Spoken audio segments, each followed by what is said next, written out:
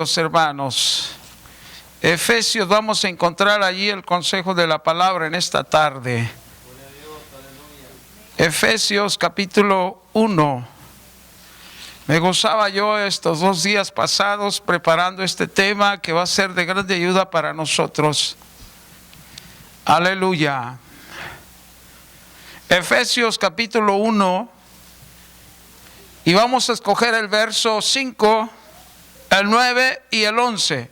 Solamente 3 versos de este capítulo: 5, 9 y el 11. ¿Está listo ahí, hermano?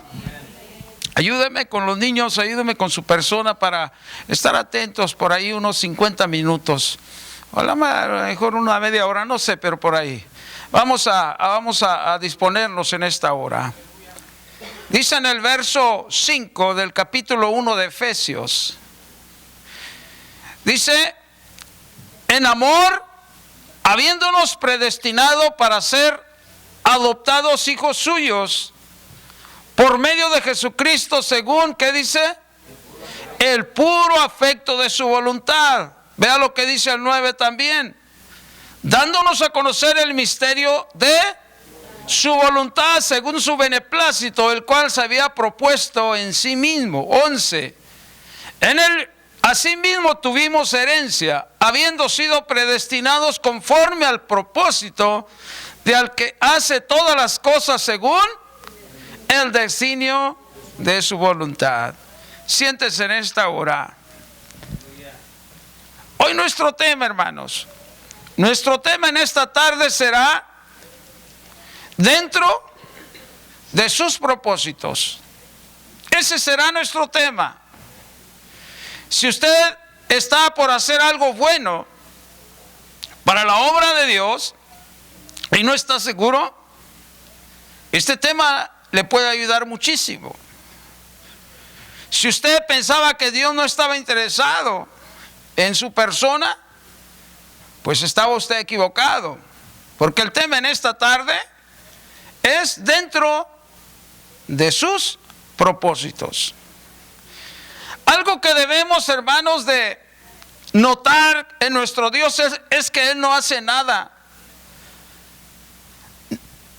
temporal, no hace nada ahí nomás, no. Él hace todas las cosas con un propósito, algo eterno. Todo lo que Él hace tiene el propósito. Dios nos hizo con un propósito. Por eso es que a veces no conocemos el propósito. Es un misterio conocer el propósito de Dios. Mucha gente todavía dentro del cristianismo no sabe cuál es el propósito que tiene Dios para sus vidas. ¿Por qué? Porque es un misterio, y el misterio es conocerlo nosotros mismos. Muchas veces queremos que alguien nos diga cuál es el propósito que Dios tiene para mí o para usted, y andamos preguntando a personas, a otras personas que andan en el ministerio, y no, el propósito, el misterio es que nosotros lo conozcamos buscando al Señor, porque Dios tiene un propósito, tiene un plan, y dentro de esos propósitos, antes de crear todas las cosas, hermanos, Él ya nos tenía en su mente. Nosotros estábamos en los planes de Dios. Mira el verso 4 lo que dice: según nos escogió Él antes de la fundación del mundo para que fuésemos santos y sin mancha delante de Él. Entonces Dios ya nos tenía en su mente, tenía un plan, un propósito para nosotros. Ahora el misterio es que tú conozcas para qué viniste a los caminos de Dios. Muchos de ustedes tienen un plan, tienen un don, tienen una facilidad de conectarse con el Espíritu Santo, pero todavía no están completos, todavía no están satisfechos. ¿Por qué? Todavía no hemos alcanzado según el propósito de Dios en su voluntad para nosotros. Entonces, Él nos bendijo.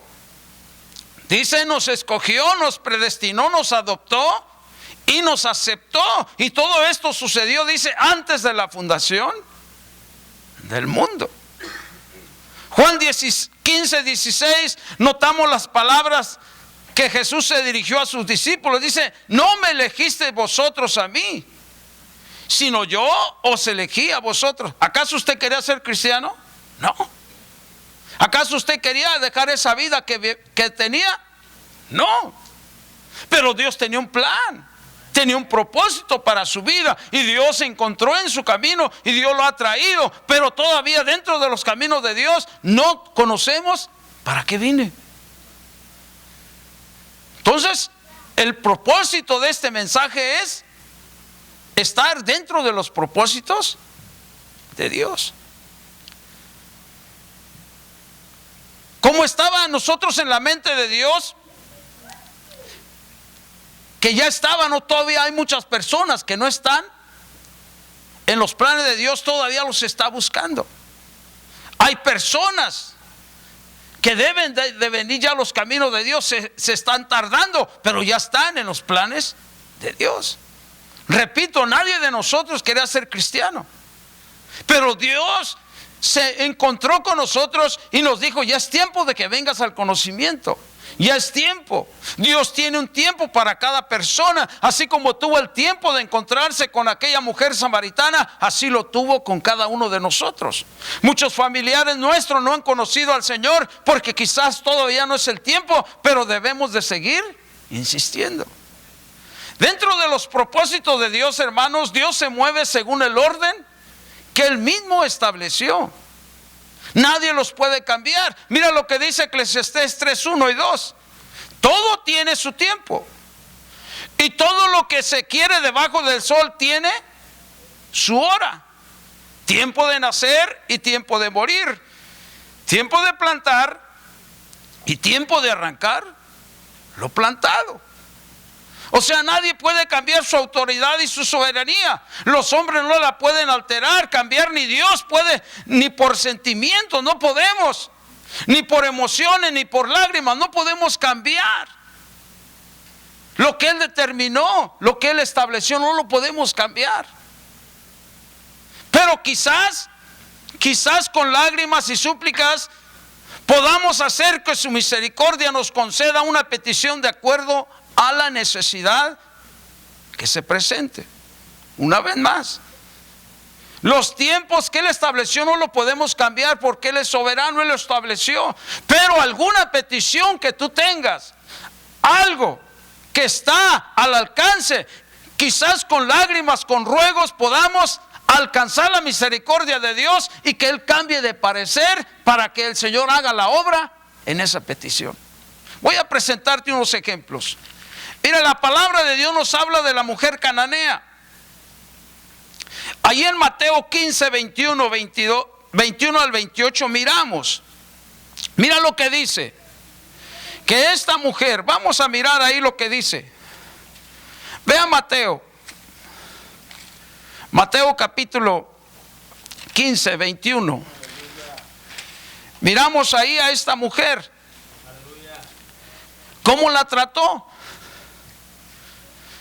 Saliendo Jesús de ahí, se fue a la región de Tiro y Sidón, y aquí una mujer cananea que había salido de aquella región clamaba diciéndole: Señor, Hijo de David, ten misericordia de mí. Miramos aquí que le expuso su miserable condición o caso, verso 22. Miramos cómo se acercó a Jesús en el verso 25, con fe y reverencia. ¿Nota usted en el verso 25? Entonces ella vino y se postró ante Él diciendo: Señor, socórreme. Algunas ocasiones podemos con nuestra actitud, algo que ya determinado para los cananeos, para los gentiles, los judíos nos tenían como unos animales, como unos perros, con esa palabra, no aplicándola en el sentido bajo, no teníamos. Y cuando se acercó esta mujer al Señor, miramos que en el transcurso de los versos, cómo Jesús la ignoró. O sea, se hizo sordo, ni siquiera, como decimos por ahí bajamente, ni la peló. La tiró a Lucas. Fíjate cómo iba caminando, y Jesús, qué actitud de Jesús. Cualquier persona hubiera dicho: no, hombre, ¿quién se vuelve a arrimar a Jesús? Y este es el Hijo de Dios. ¡Qué bárbaro! Ni siquiera. Y ella grita y grita, y todavía los discípulos decían: nos viene molestando, despídela. Pero ella insistía. De una forma cruel, versos 23 y 26 la trató Jesús, pero en el 28 miramos que la constancia de la mujer hizo que Jesús cambiara de parecer. ¿Ves en el 28? Mira lo que dice. Algunos ni siquiera ven porque andan bien cansados. Entonces respondiendo Jesús dijo: oh mujer, grande es tu fe, hágase contigo como tú quieres. ¿Qué dicen algunos? Ya me lo sé, por eso no veo ahí. ¿Eh? Miramos aquí que aunque Él estableció ciertas cosas, Él estableció los tiempos, Él ya ha establecido muchas cosas, pero muchas veces si tenemos una petición, algo delante de Él, nuestra actitud cuenta mucho, nuestra actitud de insistencia, de perseverancia, así como esta mujer no tenían ni siquiera planes los gentiles en las cosas de Dios, y el mismo Jesús la trató y le dijo así, hacia un lado, la trató como una perra, fíjate. Por eso ella le dijo: ¿aún los perrillos se alimentan de las migajas que caen? Oh, cualquiera que le hubieran dicho de esa manera, no, hombre, demandan al Señor Jesucristo. ¿Ves cómo algunas cosas podemos cambiar? Por eso es que nosotros debemos de insistir. Hay cosas que Él estableció, pero de acuerdo a la necesidad que tú tengas de algún familiar, la necesidad que tú tengas de tu persona, algo. Si tú deseas insistentemente, quizás tú deseas predicar y quizás no fue el deseo de Dios que tú predicaras, pero basado a tu deseo de predicar, de un don espiritual, con la insistencia que tú tienes de pedirle al Señor, Dios te lo puede otorgar. Miramos otro ejemplo, mira Ezequías, miramos ahí en el segundo libro de Reyes, me parece, está en el capítulo 1, verso 2 nada más. Miramos ahí algo que notamos para tratar de ayudarte a entender que hay cosas que aunque Él estableció, con nuestra insistencia podemos hacer que Él cambie de parecer. Segundo libro de Reyes, capítulo 20. Miramos ahí lo que hizo este rey Ezequías. Dice que en aquellos días cayó Ezequías enfermo de muerte. Y vamos a mirar qué hizo este hombre. En el verso 20, en el capítulo 20, verso 1. En aquellos días cayó enfermo de muerte y vino a él el profeta Isaías, hijo de Amós, y le dijo: Jehová dice así: ordena tu casa porque morirás y no vivirás. Entonces, ¿qué hizo él? ¿Ves qué hizo él? En el verso 2, entonces él volvió su rostro a la pared y ¿qué hizo? Eso es lo que debemos de hacer. Oró a Jehová. ¿Y qué hizo? Cuando el Señor miró eso, le ordenó al profeta: devuélvete. Pero miramos dos cosas que hizo. En el verso 3 miramos lo que hizo: te ruego, Jehová, te ruego que hagas memoria de que he andado delante de ti en verdad y en íntegro corazón, y que he hecho las cosas que te agradan. Y eso es lo que debe de hacer un enfermo.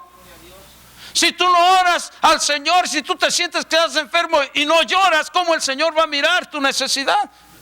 Hay cosas que con nuestro lloro, porque en el Nuevo Testamento aquella mujer que lloraba, si algo quebranta al Señor es cuando nosotros lloramos por nosotros mismos y por algún familiar. El Señor escucha nuestra oración. Por eso, si tú te sientes enfermo en esta tarde, si tú no lloras, ¿cómo el Señor te va a sanar?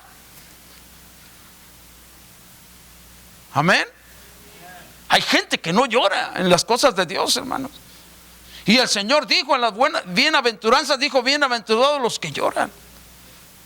Hay gente que aunque está enferma, pero no llora por su condición. Y miramos lo que hizo este hombre, este rey. Oró y lloró. ¿Ves tú qué es lo que hace cambiar al Señor? Por la constancia. Miramos aquí, hermanos, de esta mujer, y ante la insistencia de este hombre, Dios resolvió alargarle la vida varios años más en los versos siguientes. Entonces, lo que queremos decirte que con esto, que aunque Estos ejemplos que quizás con súplicas y humillándonos podemos hacer que cambie de parecer en cuanto a alguna promesa que tenía para nosotros en cuanto al tiempo de acercarse o de alargarla. ¿Sí me entendió lo que quise decir? Que quizás Dios tenía un tiempo para cierta petición que tenemos a largo plazo o a corto plazo, pero con nuestra insistencia y constancia logramos cambiarlo de parecer. Y no es que Dios cambie, sino que le agrada la fe. Por eso en el verso 28 de la mujer miramos que el Señor se gozó. Y mira, hay veces que Dios te provoca para ver si lloras, a ver si oras para esa necesidad que tienes. Dios es sabio y sabe. Por eso que miraba que la mujer le seguía y la mujer le seguía y él ni siquiera. Pero hay cosas que Dios quiere que nosotros nos quebrantemos para mirar nuestra actitud. Si tú en esta noche con tu actitud de venir y no alabas al Señor y estás en una necesidad y vienes, ¿cómo el Señor vas a tocarlo si estás nomás así? Y alábale, yo no sé lo que tú has venido y así nomás. El Señor dice, ahí te quedas hasta más tiempo. Ahí te quedas, ahí te quedas. ¿Cómo te voy a usar con esa actitud de cara de limón? Ahí te quedas, mijo. Ahí te quedas, mija. Yo así no te quiero. Si no te quebranta tu actitud personal de tu familia y no oras y no lloras, ¿a quién le va a doler más? A la persona que está atravesando esa situación. Por eso a esta mujer no le importó lo que le dijeran sus discípulos. Ella llegó con un grito de auxilio, auxilio, socorro, ayúdame, Señor. Y a través de su insistencia y el trato que se le dio cruel, alcanzó la misericordia de Dios. Amén. Vamos a ir entrando a lo que es el desarrollo de este tema. Repito, con nuestra actitud podemos alcanzar sus promesas o alargarlas antes de tiempo. Pero en cuanto al cumplimiento de su obra, ahí no podemos cambiar lo que Él ya ha establecido según el cumplimiento de los tiempos. Ahí no podemos cambiar nada. Vamos a ir entrando a este tema. ¿Cuál es nuestro tema? Dentro de sus propósitos. Y dentro de esos propósitos está su voluntad. Verso 5 lo dice claramente. Según, dice, el puro afecto de su voluntad. Como hijos de Dios debemos de conocer la voluntad de Dios, hermanos, para nosotros. Debemos. El conocimiento de su voluntad se relaciona con nuestra persona.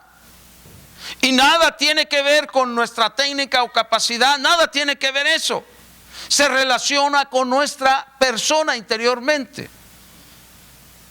Y vamos a mirar como requisito para conocer la voluntad de Dios sería, uno, que la voluntad de Dios solo se revela a quienes han consagrado su voluntad para Él. Si tú no tienes deseo de consagrarte íntegramente para el Señor, ¿cómo quieres hacer su voluntad? ¿Sí entendió esto? Mucha gente dice yo quiero hacer su voluntad, pero no están del todo plenos, seguros de que quieren consagrarse para el Señor. O sea, nada más una de aquí. Si tú no tienes deseos de consagrarte para el Señor mira, no estás hablando en serio. Tú estás bromeando. ¿Por qué? Nomás lo estás diciendo, va nomás por encimita. Pero no tienes ni una pizca de consagrarte para mí. Por eso que el Señor ahí nos trae. Y ese es el propósito. Mateo 26:42 decía Jesús, si es posible que pase de mí esta copa, pero que no se haga mi voluntad sino la tuya. Dando a entender que no era su voluntad beber de esa copa de sufrimiento. ¿Quién quiere hacer la voluntad? ¿Quién quiere sufrir? Nadie. Mismo Jesús decía, si es posible, pase de mí esta copa. O sea, en su naturaleza como hombre, Él no quería sufrir. Él no quería. Pero en cuanto a hijo, él quería hacer la voluntad de Dios, pero esta carne se opone. Ese es el problema que tenemos con nosotros. Queremos hacer algo para el Señor, queremos consagrarnos, queremos obedecerle, pero esta carne es una lucha. Él no obliga a nadie, hermanos, a hacer nada si no queremos, pero Él siempre espera que estemos dispuestos a hacer algo para Él. Por tal razón enfatizamos esto, hermanos, que el punto de partida para conocer la voluntad de Dios es una consagración incondicional. Una consagración. Parte de esa consagración, hermanos, es sujeción a la autoridad de Él. Sujeción implica una vida de obediencia. En las cosas de Dios, hermano, no es tanto lo que hagamos, sino que es una vida de sujeción, de obediencia a Él. En todo, hermanos, hay un punto de partida. También lo está en la voluntad de Dios. Y lo miramos, mira lo que dice Efesios 5:17. Por tanto, no seáis insensatos, sino entendidos de cuál sea la voluntad del Señor. Amén. Si en este punto de partida, hermano, no podremos entender la voluntad de Dios como debe de ser. No podemos. Si no estamos dispuestos a consagrarnos incondicionalmente para el Señor. Quizás en esta noche muchos de nuestros jóvenes sientan por un momento hacer la voluntad del Señor, pero cuando viene el deseo, la atracción del mundo, se les olvida el deseo de servirle, aún nosotros como adultos. Aún nosotros que queremos servirle, había un problema en mí también. Antes de meterme a tratar de hacer la voluntad del Señor, lo pensaba. ¿Y qué tal? ¿Y qué tal? ¿Y qué tal? ¿Y qué tal? Duda, temor. Y la pensaba 2, 3 veces. Y ese es el problema que nosotros tenemos. Si nosotros no estamos dispuestos a hacer la voluntad del Señor, pero consagrarnos incondicionalmente para el Señor, no estamos con una seriedad. Segundo punto. La manera de conocer la voluntad de Dios varía, hermanos, de una persona a otra. Varía. Para algunas personas, hermanos, la voluntad de Dios la conocen muy fácil. Hay personas que conocen muy fácil. O sea, repito, no es tanto la capacidad, la técnica, el ir a estudiar. No, se relaciona a tu persona. Por eso es que hay muchas personas que conocen la voluntad de Dios muy fácil. Pero para otras se le dificulta. Y tú puedes conocer matrimonios, parejas que están bien preparados, con talentos, musicalmente y todo, mas sin embargo batallan para ubicarse en la voluntad de Dios. ¿Por qué? Porque se les dificulta. Hay obstáculos. No debemos de usar ningún método humano, hermanos. Aparte de consagrarnos, debemos de hacer a un lado, eliminar todos los obstáculos que impiden nuestra relación con Dios. Por eso es que a veces se nos hace tan difícil. Por los mismos obstáculos que le ponemos al Señor. Vamos a mirar un ejemplo. Génesis 16, 8, 9. Dentro de su voluntad está su autoridad. Y miramos ahí en esto el ejemplo de Agar. No aceptó la autoridad de Sara y tuvo que ser echada de la casa. ¿Por qué? Porque su actitud estorbaba los propósitos divinos. En este ejemplo entendemos que nadie puede estorbar los propósitos de Dios y nadie puede alterar la voluntad de Dios. Sea como sea, Dios llevará a cabo lo que Él se ha propuesto para llevar según el consejo de su voluntad. Verso 11 lo mira claramente. Dice, en él asimismo tuvimos herencia, habiendo sido predestinados conforme al propósito de que Él hace todas las cosas según el designio de su voluntad. Para tratar de discernir su voluntad, hermanos, con más facilidad debemos de tener una actitud interior de completa obediencia. Ese fue el problema de Agar. No quiso la autoridad de Sara y vámonos. Y esos son obstáculos que hay a veces en nosotros. y nos estorban para buscar la autoridad, la voluntad de Dios en nuestra vida. Por eso tú miras muchos cristianos fuera con una gran capacidad, pero ¿cuál es el problema? La insujeción. No quieren autoridad sobre ellos. Y andan vagando como Agar, porque no reconoció la autoridad de Sara sobre ella. En las cosas de Dios, hermanos, repito, no es tanto lo que hagamos, sino una actitud de obediencia, de fidelidad. Dice el Señor: en lo poco fuiste fiel, en lo mucho te pondré. Miramos en Esther, hermanos, 2:15. Esther sabía. Por eso es importante que nosotros nos rindamos a Él. Por eso es importante que nosotros nos consagremos. Miramos en este caso a Esther, ninguna cosa pidió. Lo único que pidió fuera que hallara gracia delante del rey. Eso es lo que nosotros debemos de buscar. No debemos de buscar ninguna cosas que el Señor mire en nosotros, porque nada tenemos que le agrade. Lo único que debemos de hacer es que hallemos gracia delante de Él, para que de esa manera Él nos use, quitar todo lo que está estorbando, todo lo que nos impide, para que Él nos mire. Y de esa manera, así como miró a Esther, Él le dijo a Agai: no pidas nada, solamente prepárate, que halles gracia delante de Él. Y eso es lo que debemos de hacer. Tu servidor, dijeras, tiene gran capacidad. No. Lo único que tenemos que hacer, si tú quieres ser útil en las manos de Dios, es haya gracia delante de Él. Es todo. Esther no le pidió nada al rey, solamente que hallara gracia delante de Él. Agai, tipo del Espíritu Santo, le dijo: no le pidas nada, solamente que halles gracia delante de Dios. ¿Nota usted allí? En el verso 1:15 miramos la actitud de Vasti. Ella no quiso. Esta reina no quiso por su actitud. Miramos ahí lo opuesto. Cuando nosotros somos altivos, cuando nosotros nos damos de muy, el Señor nos hace un lado. Nadie es útil en las cosas de Dios con una actitud como la reina Vasti. ¿Y qué pasó con esta? Como decimos, le salió el tiro por la culata. La hicieron a un lado, hasta un lado. Y escogieron otra reina. El rey buscó a otra reina. ¿Ves tú? Cómo a veces nuestra actitud, que nos la damos de muy y que hacemos esto, el Señor hace un lado. Por eso es que si nosotros queremos estar dentro de los propósitos de Dios, lo único que tenemos que hacer es buscar gracia delante de Él. Conságrate para el Señor y haz a un lado todos los obstáculos que pueda haber dentro de ti mismo, los que van a impedir que tú te acerques al Señor. ¿Entendió esto, hermano?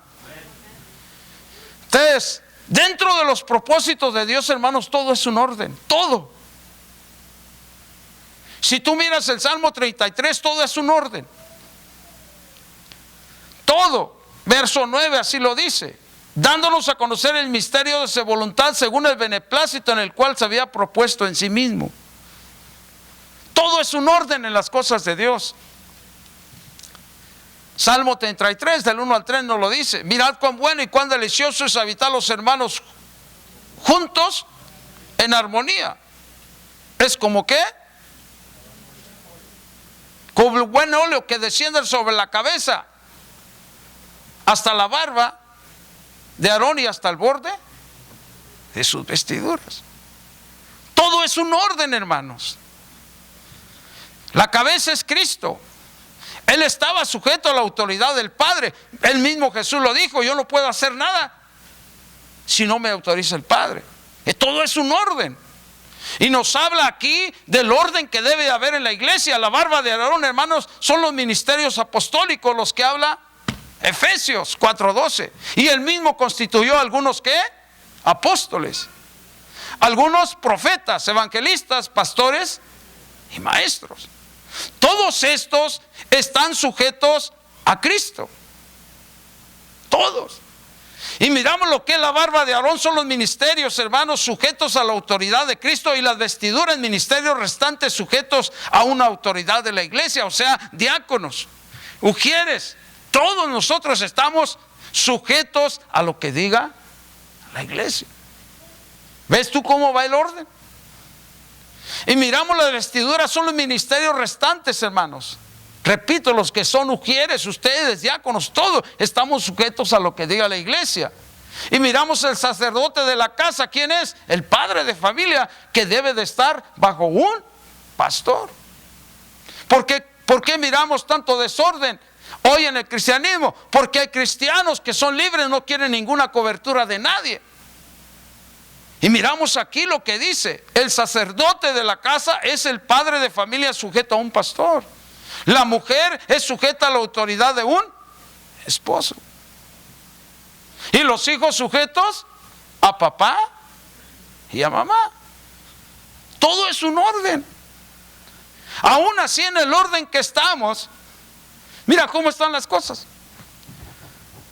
Porque la tendencia de nosotros es ir en contra de lo establecido por Dios. ¿Está entendiendo el propósito, hermano, de este tema, de este estudio? Los hijos sujetos a la autoridad de papá y mamá. Mira, hermano, en las cosas de Dios todo es un orden. Mira lo que dice segundo de Crónicas 13:10. 13:10 dice: mas en cuanto a nosotros, Jehová es nuestro Dios y no le hemos dejado, y los sacerdotes que ministran delante de Jehová son los hijos de Aarón, y los que están en la obra son levitas. O sea, lo que está tratando de decir aquí nosotros es que en las cosas de Dios todo es un orden a su servicio. Nuevamente embarca la cita, segunda de Crónicas 13:10. Todo es un orden a su servicio, y significa que en nuestra vida debe de existir un orden, no solamente un servicio a Él, sino nuestra vida devocional. Todo es un orden. Orden en el hogar, como buenos padres. Orden en la iglesia, como pastores y ovejas. Orden en la sociedad, como buenos ciudadanos. Todo es un orden. Dios estableció todo esto. Y es para nosotros. Por eso es que estamos en sus planes, en sus propósitos. Pero si nosotros queremos hacer lo que nosotros querramos, vamos a salir de lo que Él estableció. Tenía un plan, un propósito para ti. Dios va a buscar a alguien más. ¿Por qué? Porque no te sujetas. No quieres andar en orden. No quieres ninguna autoridad. Así como Agar, que no quiso a Sara, le dice: está bien. Y ese es el plan, el problema que tenemos nosotros como cristianos, que no queremos meternos en ese orden. Amén, hermanos. Se está gozando. Nuestro tema es dentro de sus propósitos. Esto implica que nosotros debemos someternos incondicionalmente a su voluntad, según, como dice el 5, el puro efecto de su voluntad.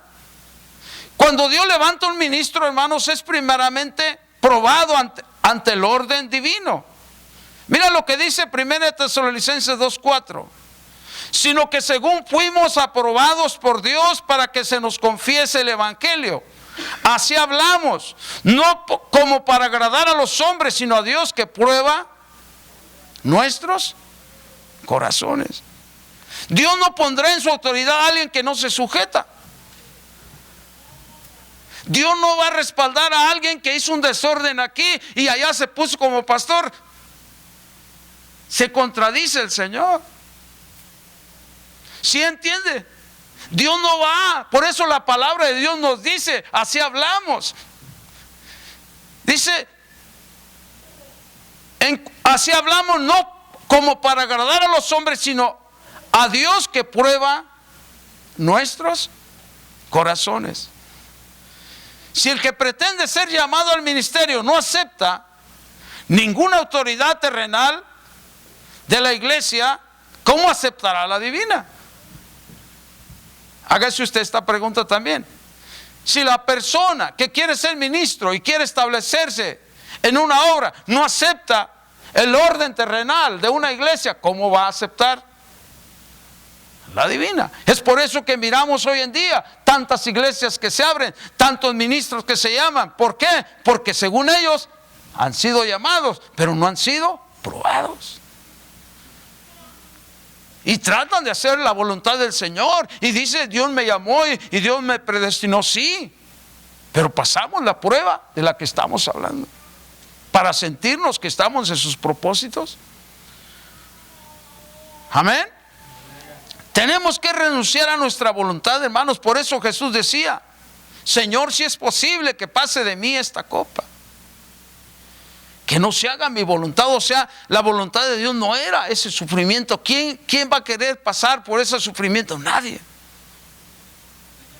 Pero en el propósito de Dios, Dios tiene planes para nosotros, buenos planes. Dios quiere usarnos. Dios quiere llevar adelante ese plan que tiene en tu vida. Ese plan, ese propósito que miraba en ti. Y lo único que quiere es que nosotros nos consagremos a Él en una consagración incondicional. Quitar todo lo que nos estorba, obstáculos, todo aquello que impide que nosotros hallemos gracia delante de Él y andar en una vida de orden. El resto el Señor lo va a hacer. ¿Por qué? Porque ya fuiste probado. Pero si tú no aceptas estas cosas, ¿cómo puedes hacer la voluntad del Señor? Amén. De esa manera vamos en contra de la voluntad de Dios y no haremos bien el trabajo. Haremos nuestra obra y no la de Él. Por eso es que se batalla en muchas personas.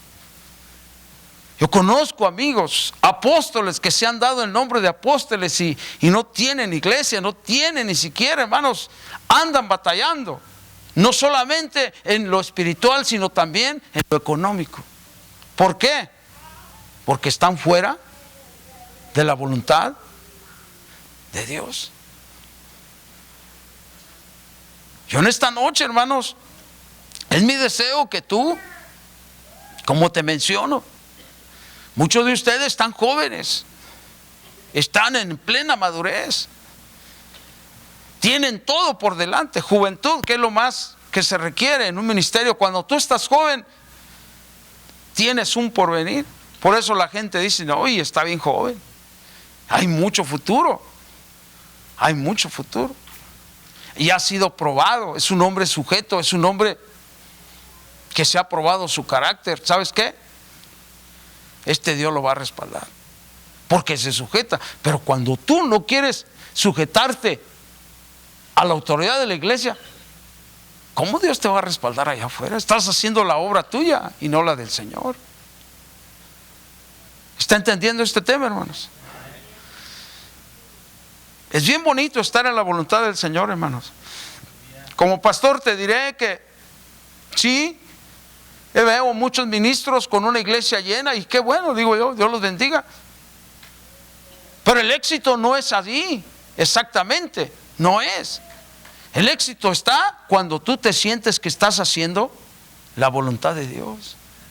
Aunque tengas los que tengas, tú te sientes feliz, tú estás contento todas las mañanas con Él, no andas triste, no andas envidiando otros ministerios, no andas por allá cabizbajo, no, tú estás feliz. ¿Por qué? Porque te sientes que estás haciendo y estás en los planes, en los propósitos de Dios. Voy a cerrar con una anécdota. Había un hombre que vivía, hermanos, con una gran ansiedad en su vida, con un profundo sentir en su corazón de parte de Dios. Un día se encontró, hermanos, en su camino a alguien que se decía que había encontrado el secreto de la vida cristiana y le comunicó su sentir. El consejo de esta persona fue: busca la voluntad de Dios. Y este hombre empezó a buscar la voluntad de Dios, pero seguía triste. Una noche este hombre tuvo un sueño y en el sueño un ángel le dijo: conoce la voluntad de Dios. Al despertar, este hombre empezó a conocer la voluntad de Dios, pero todavía su corazón seguía triste. Y volvió de nuevo a soñar y otra vez se le apareció el ángel de Dios y le dijo: haz la voluntad de Dios. Y empezó de nuevo a hacer la voluntad de Dios, pero seguía igual